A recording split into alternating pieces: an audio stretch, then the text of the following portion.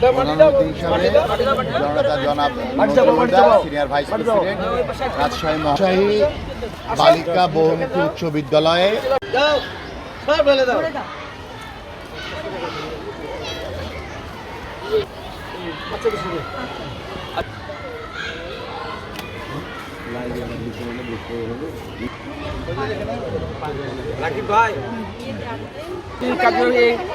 দুই কোটি গাছ লাগানোর প্রোগ্রাম নিয়েছে, তারই একটি অংশ হিসেবে আমরা এখানে বর্তমানে 25 কোটি গাছ লাগাবে আমাদের, তারই একটি অংশ হিসেবে আমরা এখানে এই গাছের জন্য আমরা আমাদের যে আগামী দিনের ভবিষ্যৎ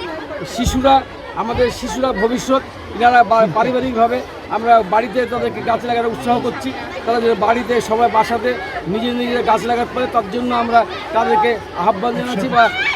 তাদেরকে আমরা উৎসাহ দেওয়া হচ্ছে। এটাই হলো আমাদের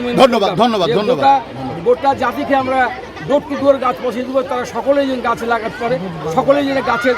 অক্সিজেন ব্যবহার করতে হবে, তার জন্য আমাদের সবাইকে আমরা আহ্বান জানাই। আল্লাহ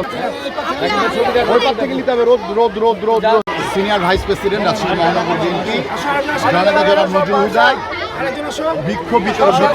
রোপণ শেষে বৃক্ষ বিতরণ করছে স্কুলের